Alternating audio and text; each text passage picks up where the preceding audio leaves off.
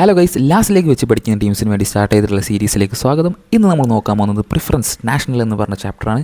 നമ്മൾ ആദ്യം ഒന്ന് സിമ്പിളായിട്ട് ചാപ്റ്റർ കവർ ചെയ്ത് പോകും. എന്നിട്ട് എക്സാം ഓറിയൻ്റ് ആയിട്ടുള്ള എല്ലാ ക്വസ്റ്റ്യനും വളരെ സിമ്പിളായിട്ട് നമ്മളിന്ന് കവർ ചെയ്ത് പോകുന്നതായിരിക്കും. അപ്പോൾ നമുക്ക് നേരെ വീഡിയോയിലേക്ക് പോകാം. പ്രിഫറൻസ് നാഷണൽ എന്ന് പറഞ്ഞാൽ ഒരു ഫ്രഞ്ച് വേർഡാണ്. ഇതിൻ്റെ അർത്ഥം എന്താണെന്ന് വെച്ചാൽ ഒരു രാജ്യത്തെ എല്ലാ ആനുകൂല്യങ്ങളും അവിടുത്തെ പൗരന്മാർക്ക് മാത്രം കൊടുക്കുന്ന ആ ഒരു മൈൻഡ് സെറ്റിനെയാണ് പ്രിഫറൻസ് നാഷണൽ എന്ന് പറയുന്നത്. അതായത് അവിടുത്തെ ഇമിഗ്രൻസിനൊക്കെ ഒരു സെക്കൻഡ് ക്ലാസ് ആയിട്ട് കാണാം. ഈ ഒരു ഐഡിയയിലൂടെയാണ് നമ്മുടെ നരേഷൻ പോകുന്നത്. പ്രിഫറൻസ് നാഷണൽ എന്ന് പറഞ്ഞാൽ ഒരു ഫസ്റ്റ് പേഴ്സൺ നെറേറ്റീവ് ആണ്. അതായത് ഞാൻ എൻ്റെ ഒരു സ്റ്റോറി എൻ്റേതായ രീതിയിൽ എഴുതി നിങ്ങൾക്ക് വായിക്കാൻ തന്നാലെങ്ങനെ ഉണ്ടാവും, അതാണ് first person narrative. Mister borders എന്ന് പറഞ്ഞൊരു ടേമിലൂടെയാണ് ഈ ഒരു നെറേറ്റീവ് സ്റ്റാർട്ട് ചെയ്യുന്നത്. അതൊരു ക്യാരക്ടറാണെന്ന് പലർക്കും ഡൗട്ടുണ്ട്. ശരിക്കും അതൊരു ലോ ആണ്. അതായത് ഇമിഗ്രൻ്റ് ആയിട്ടുള്ള ആൾക്കാർക്ക് ഫ്രഞ്ച് സിറ്റിസൺഷിപ്പ് കിട്ടണമെങ്കിൽ അവിടുത്തെ പൗരനുമായിട്ട് അറ്റ്ലീസ്റ്റ് 2 ഇയർ റിലേഷൻഷിപ്പെങ്കിലും ഉണ്ടാവണം. അത് അവിടെ ഒരു റെയർ ആയിട്ടുള്ള കാര്യമാണ്. അവിടുത്തെ കൾച്ചർ ഡിഫറെൻ്റ് ആണ്. ഇത് അറിഞ്ഞതുകൊണ്ട് തന്നെയാണ് അവിടുത്തെ ഗവൺമെൻറ് ഇങ്ങനെ ഒരു ലോ ഇറക്കിയിട്ടുണ്ട് എന്നുള്ളതാണ് വളരെ പരിഹാസത്തോടെ നമ്മളെ നറേറ്റർ പറയുന്നത്. ഈ ഒരു ലോ കാരണം അവിടുത്തെ ഇമിഗ്രൻസിനൊക്കെ സിറ്റിസൺഷിപ്പ് കിട്ടാതെ പോവുകയാണ്. ഈവൻ അവളുടെ ഒരു സെനീഗാലിസ് കാറ്റ് ഉണ്ട്, ഒരു ജിഞ്ചർ കാറ്റാണ്. ഇതാ ഏകദേശം ഇതുപോലെ അതിന് വരെ അതിൻ്റേതായിട്ടുള്ള പേപ്പേഴ്സ് ഉണ്ട്. അത് നമ്മൾ നറേറ്റർ ഒരു ദിവസം അവിടുത്തെ പത്രത്തിൽ ഒരു ആഡ് കാണാണ്. അവിടുത്തെ ഒരു ലാർജ് ബേക്കറിയിലേക്ക് ഒരു സെയിൽസ് വുമൺ എന്നുള്ളൊരു ജോലിയിലേക്കാണ് ആഡ് കാണുന്നത്. അങ്ങനെ ഈ ഒരു വുമണ് അഡ്രസ്സും കാര്യങ്ങളൊക്കെ എഴുതിയെടുക്കും. അതെവിടെയാണെന്നുള്ളത് നോക്കി അവളുടെ ഒരു ഫ്രണ്ടിനെ വിളിക്കും. എന്നിട്ട് ഇങ്ങനെ കാര്യം പറയുമ്പോൾ അവളുടെ ഫ്രണ്ട് ഒരുപാട് നിരുത്സാഹപ്പെടുത്തുന്നുണ്ട്. കാരണം നമ്മുടെ നറേറ്റർ വെൽ എഡ്യൂക്കേറ്റഡ് ആയിട്ടുള്ളൊരു പേഴ്സണാണ്. എന്നിട്ട് ഇങ്ങനത്തെ ഒരു സെയിൽസ് വുമണിൻ്റെ ജോബ് ചെയ്യുന്നതിനാണ് നമ്മുടെ ഫ്രണ്ട് നിരുത്സാഹപ്പെടുത്തുന്നത്. പക്ഷെ നമ്മളെ നറേറ്റർ ഇത് 100 വട്ടം കേട്ട കാര്യമാണ്. അപ്പോൾ നറേറ്റർ പറയും, ഇത് നിങ്ങൾക്കൊന്നും എൻ്റെ ലൈഫ് ഇവിടെ എങ്ങനെയാണ് മുന്നോട്ട് പോകുന്നതെന്ന് പറഞ്ഞാൽ മനസ്സിലാവില്ല എന്നൊക്കെ പറഞ്ഞിട്ട് നമ്മുടെ വുമണ് ആ ഒരു ബേക്കറിൻ്റെ ജോബിനേക്ക് പോവാണ്. അങ്ങനെ നമ്മൾ നറേറ്റർ പിറ്റേന്ന് ബേക്കറിയിൽ എത്തുമ്പോൾ തന്നെ അവൾക്ക് ഏകദേശം ഈ ജോലിയും കിട്ടില്ല എന്ന് മനസ്സിലാവും. കാരണം ആദ്യം തന്നെ ആ ഒരു ഉടമസ്ഥൻ്റെ നോട്ടവും കാര്യങ്ങളൊക്കെ നമ്മൾ നറേറ്റർ ശ്രദ്ധിക്കുന്നുണ്ട്. ഈ ഒരു ജോലിയുടെ അഡ്വർടൈസ്മെൻറ്റിൽ തന്നെ പറഞ്ഞിട്ടുണ്ട് ഡയലക്ട് ഡിസൈറബിൾ ആണെന്നുള്ളത്. അതായത് നമ്മളൊരു ബ്രിട്ടീഷ് ആക്സെൻ്റ് എന്നൊക്കെ പറയില്ലേ, അതേപോലെ അവിടുത്തെ ഒരു ആക്സെൻ്റ് ആണ്. അത് നിർബന്ധമൊന്നുമില്ല. ഡിസൈറബിൾ എന്ന് പറഞ്ഞാൽ ഉണ്ടായാൽ നല്ലത്, അത്ര ആ ഒരു അഡ്വർടൈസ്മെൻറ്റിൽ എഴുതിയിട്ടുള്ളൂ. പക്ഷേ ഈ ഒരു ഓണർ ഇവളുടെ ആ ഒരു കളർ ഇതൊക്കെ കണ്ടിട്ട് പെട്ടെന്ന് തന്നെ ഇവളെ ഒഴിവാക്കാൻ വേണ്ടിയിട്ട് പറയും, നിനക്ക് കലസ്റ്റേഷൻ അറിയുമെന്ന്. അതായത് അവിടുത്തെ ഒരു ആക്സെൻ്റ് ആണ്. അപ്പോൾ നമ്മുടെ നറേറ്റർ ആ ഓണർ ആഗ്രഹിച്ച മറുപടി തന്നെ കൊടുക്കും, ഇല്ല സാർ എന്ന് പറയും. അപ്പോൾ ആ ഓണർ പറയുന്നുണ്ട്, നിനക്ക് നിൻ്റെ നാട്ടിൽ തന്നെ പോയി ജോലി ചെയ്താൽ പോരെ എന്ന് ചോദിക്കുന്നുണ്ട്. ഇതൊക്കെ എന്താണെന്ന് വെച്ചാൽ ആ ഒരു അവിടുത്തെ ആൾക്കാരുടെ ആ ഒരു മെൻറ്റാലിറ്റി ആണ് നമ്മൾ നറേറ്റർ ഇവിടെ കാണിക്കാൻ ശ്രമിക്കുന്നത്. ഈ ഒരു വുമണ്, അതായത് നമ്മൾ നറേറ്റർ നല്ല എഡ്യൂക്കേറ്റഡ് ആയിട്ടുള്ള ആളാണ്.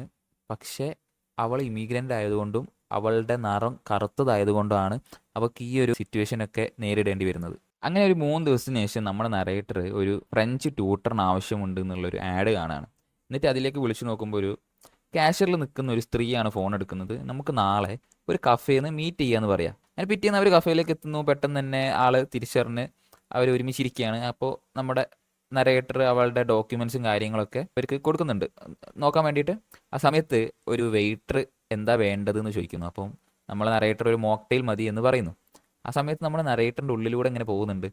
ഒരു സാധനം വിളിക്കാനുള്ള സമയത്ത് അവർക്ക് പ്രിഫറൻസ് നാഷണൽ എന്ന് പറഞ്ഞ ഒരു ചിന്താഗതി ഇല്ല. അതായത് പൈസ കിട്ടുന്ന കാര്യത്തിന് അവർക്ക് പ്രിഫറൻസ് നാഷണൽ ഒന്നുമില്ല. എന്നാൽ ഒരു ജോലി തരുന്ന കാര്യത്തിനാകുമ്പോൾ അവർക്ക് പ്രിഫറൻസ് നാഷണൽ എന്നൊരു ചിന്തയാണെന്ന് അവളുടെ മൈൻഡിലൂടെ ഇങ്ങനെ പോകുന്നുണ്ട്. അങ്ങനെ ഡോക്യുമെൻ്റ് ഒക്കെ നോക്കിയതിന് ശേഷം ആ സ്ത്രീ പറയാണ്, എനിക്കൊരു യൂറോപ്യൻ ടൈപ്പ് പേഴ്സൺ ആണ് വേണ്ടതെന്ന്. അപ്പോഴത്തേക്ക് നമ്മുടെ നറേറ്ററിന് വല്ലാതെ ദേഷ്യം വരുന്നു. കാരണം അത്രയും ക്വാളിഫിക്കേഷൻ കാര്യങ്ങളൊക്കെ ഉണ്ടായിട്ടും കളർ കൊണ്ട് ഈ ഒരു ജോലി നഷ്ടപ്പെടുന്ന ഒരു അവസ്ഥ വരികയാണ് നമ്മുടെ നറേറ്ററിന്. എന്നിട്ട് നമ്മുടെ നറേറ്റർ പറയാണ്, good bye madam, if you had what I have between my years U wouldn't be working as A super market cashier. അതായത് എൻ്റെ 2 ചെവികൾക്കിടയിലുള്ള, അതായത് ബ്രെയിൻ്റെ ആണ് ഉദ്ദേശിക്കുന്നത്, അത് ഉണ്ടായിരുന്നെങ്കിൽ നിങ്ങളൊരു കാഷ്യറായിട്ട് വർക്ക് ചെയ്യേണ്ടി വരില്ലായിരുന്നു എന്ന് പറഞ്ഞിട്ട് നമ്മുടെ നറേറ്റർ അവിടെ നിന്ന് ഇറങ്ങുകയാണ്. ആ സമയത്ത് ആ സ്ത്രീ നമ്മുടെ നറേറ്ററിനെ തിരിച്ചു വിളിക്കുകയാണ്, നീ നിൻ്റെ മോക്ടെയിലിൻ്റെ പൈസ കൊടുത്തിട്ടില്ല എന്ന് പറയുന്നുണ്ട്. അപ്പോൾ നമ്മുടെ നറേറ്റർ പറയാണ്, അതെൻ്റെ യാത്രാ ചെലവായിട്ട് നീ തന്നെ കൊടുത്തു എന്ന് പറയുന്നു. ആ സമയത്ത് ആ വുമണ് അത്യാവശ്യം ദേഷ്യം വരികയും എന്നിട്ട് പറയാണ്, go back to your jungle എന്ന് പറഞ്ഞിട്ടൊരു റേസിസ്റ്റ് വാക്ക് അവിടെ ഉപയോഗിക്കുന്നുണ്ട്.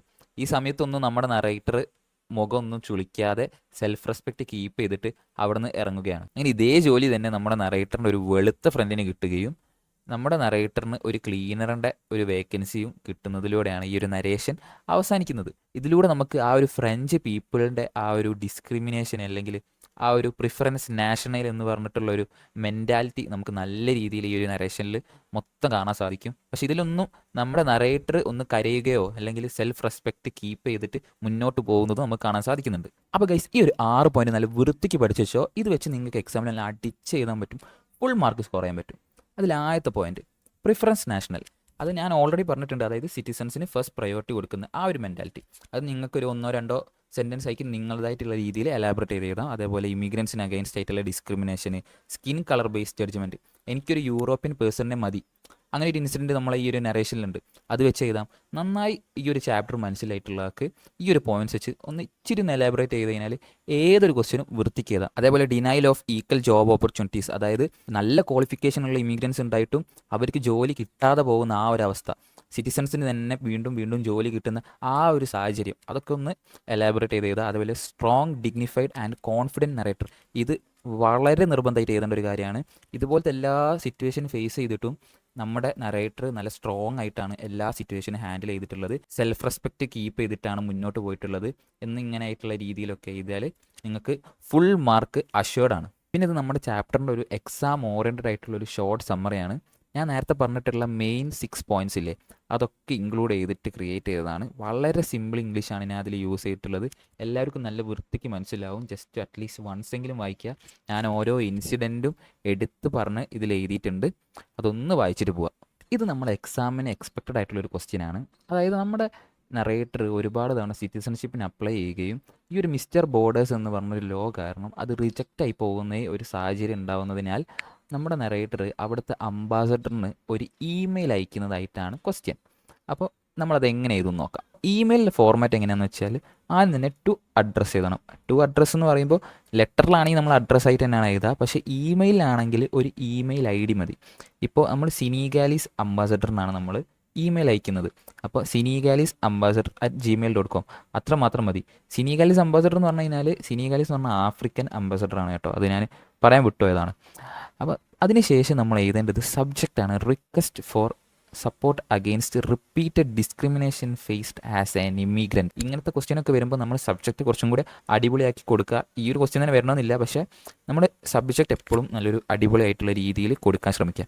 എന്നിട്ട് ഞാൻ എപ്പോഴും പറയുന്നതാണ്, ഏതൊരു ക്വസ്റ്റ്യൻ വരികയാണെങ്കിലും ഇൻട്രൊഡക്ഷനും കൺക്ലൂഷനും ഏറ്റവും അടിപൊളിയാക്കി ചെയ്താൽ അതിൻ്റെ സെൻറ്ററിലുള്ളത് ഇനിയിപ്പോൾ സാധാ നിങ്ങളുടെ ഇംഗ്ലീഷ് വേർഡ്സ് ഉപയോഗിച്ചാലും നമ്മുടെ ഇൻട്രൊഡക്ഷനും കൺക്ലൂഷനും മാക്സിമം നല്ല അടിപൊളി വൊക്കാബുലറി ഒക്കെ ഉപയോഗിച്ച് എഴുതി കഴിഞ്ഞാൽ നമ്മുടെ ടീച്ചർ ഒന്ന് ഇംപ്രസ്ഡ് ആവുകയും നിങ്ങൾക്ക് ഫുൾ മാർക്ക് സ്കോർ ചെയ്യാനുള്ളൊരു ചാൻസ് അവിടെ ഉണ്ട്. അപ്പോൾ ഇങ്ങോട്ട് നോക്കുകയാണെങ്കിൽ, respected sir, I wish to seek your kind support regarding the repeated discrimination I am facing as a Senegalese citizen living in France. I am writing this email after experiencing continuous rejection and unfair treatment in my daily life, especially while searching for work and stability.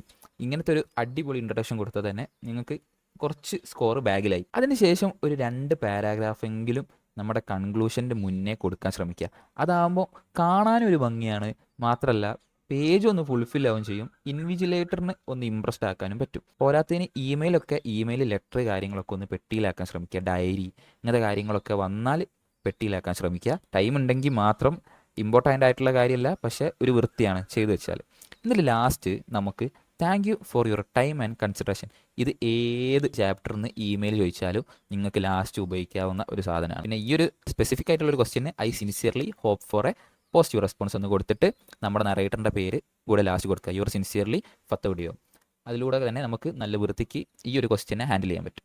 അതേപോലെ letter എങ്ങനെയാണ് എഴുതേണ്ടത്, എല്ലാ ചാപ്റ്ററിൽ നിന്നും എങ്ങനെ letter ചോദിച്ചാലും അത്യാവശ്യം ഒരു സ്റ്റോറി അറിയുന്ന ഒരാൾക്ക് എഴുതാവുന്ന രീതിയിൽ ഞാൻ കഴിഞ്ഞ വീഡിയോയിൽ പറഞ്ഞിട്ടുണ്ട്. ബിലൗഡ് ബോളീസ് എന്ന് പറഞ്ഞ ചാപ്റ്ററിൻ്റെ ലാസ്റ്റിലേക്ക് പറയുന്നുണ്ട്. അതെല്ലാവരും ഒന്ന് കാണാൻ ശ്രമിക്കുക. ചാപ്റ്റർ അറിയാത്തവർ ഫുള്ള് തന്നെ സ്കിപ്പ് ചെയ്യാതെ കാണാൻ നോക്കുക. അതിൽ ഞാൻ എല്ലാ എക്സ്പെക്റ്റഡ് ആയിട്ടുള്ള ആ ചാപ്റ്ററിനെ ബേസ് ചെയ്തിട്ട് എക്സ്പെക്റ്റഡ് ആയിട്ടുള്ള എല്ലാ ക്വസ്റ്റ്യൻസും കവർ ചെയ്ത് പോയിട്ടുണ്ട്. അതേപോലെ നമുക്ക് എക്സ്പെക്ട് ചെയ്യാവുന്ന ഒരു ക്വസ്റ്റ്യനാണ് നമ്മുടെ നറേറ്ററുടെ ഒരു ക്യാരക്ടർ സ്കെച്ച്. ഒരുപാട് ഡിസ്ക്രിമിനേഷൻ ഫേസ് ചെയ്തിട്ടും അതിനൊക്കെ നല്ല സ്ട്രോങ് ആയിട്ട് സെൽഫ് കോൺഫിഡൻസോട് കൂടിയിട്ട് ഫേസ് ചെയ്ത് എവിടെയും തല കുനിച്ച് നടക്കാത്ത ഒരു നറേറ്ററാണ് നമ്മുടെ ഫത്തൗഡിയോ. അപ്പോൾ അവരുടെ ഒരു ക്യാരക്ടർ സ്കെച്ച് നമുക്ക് എക്സ്പെക്ട് ചെയ്യാവുന്നതാണ്. ആദ്യം തന്നെ നമുക്ക് നല്ലൊരു ഇൻട്രൊഡക്ഷൻ തന്നെ കൊടുക്കാം. In the narrative preference national, the narrator is N educated African woman living in France. ഇതുപോലെ നല്ലൊരു ഇൻട്രോ കൊടുക്കാം. ഞാൻ വളരെ സിമ്പിൾ ഇംഗ്ലീഷിലാണ് ഈ ഒരു ക്യാരക്ടർ സ്കെച്ച് ക്രിയേറ്റ് ചെയ്തിട്ടുള്ളത്. ആർക്കും വായിച്ചാൽ മനസ്സിലാവുന്ന രീതിയിലാണ്. അതുകൊണ്ട് ഞാൻ മലയാളത്തിൽ പറയുന്നില്ല, നിങ്ങൾക്ക് മനസ്സിലാവുമെന്ന് ഞാൻ വിശ്വസിക്കുന്നു. ലാസ്റ്റ് അതേപോലെ നല്ലൊരു കൺക്ലൂഷനും കൂടി കൊടുക്കുക. നമ്മൾ ആദ്യം പറഞ്ഞിട്ടുള്ള 6 പോയിൻറ്റ്സും ഞാൻ ഇതിൽ ഇൻക്ലൂഡ് ആക്കിയിട്ടുണ്ട്. നല്ല രീതിയിൽ ഇതൊന്ന് വായിക്കുക, എന്നാൽ നിങ്ങൾക്ക് ഇങ്ങനെ ഒരു ക്യാരക്ടർ സ്കെച്ച് ചോദിച്ചിട്ടുണ്ടെങ്കിൽ അതിൽ ഫുൾ മാർക്ക് സ്കോർ ചെയ്യാൻ പറ്റും. അപ്പോൾ ഗൈസ്, ഈ ഒരു വീഡിയോ നല്ല രീതിയിൽ മനസ്സിലായിട്ടുണ്ട് എന്ന് ഞാൻ വിശ്വസിക്കുന്നു. അതേപോലെ ഞാൻ എക്സാം ഓറിയൻറ്റഡ് ആയിട്ട് ചെയ്തിട്ടുള്ള എല്ലാ ക്വസ്റ്റ്യൻസിൻ്റെയും PDF വേണമെന്നുണ്ടെങ്കിൽ ഒന്ന് കമൻറ്റ് ബോക്സിൽ അറിയിക്കുക. വീഡിയോ ഇഷ്ടപ്പെട്ടാൽ സബ്സ്ക്രൈബ് ചെയ്യുക. ഇതേപോലെ എല്ലാ ചാപ്റ്റേഴ്സും ഞാൻ കവർ ചെയ്ത് പോകുന്നതായിരിക്കും. അടുത്തത് ഏത് ചാപ്റ്റർ വേണമെന്നുള്ളതും നിങ്ങൾ എന്തായാലും കമൻറ്റ് ബോക്സിൽ അറിയിക്കുക. അതേപോലെ വീഡിയോ ഇഷ്ടപ്പെട്ടാൽ ലൈക്ക് ചെയ്യുക. നിങ്ങളുടെ കട്ട കമ്പനിക്കാരന് എന്തായാലും ഷെയർ ചെയ്യുക. അപ്പോൾ അടുത്ത വീഡിയോയിൽ കാണാം. ബൈ.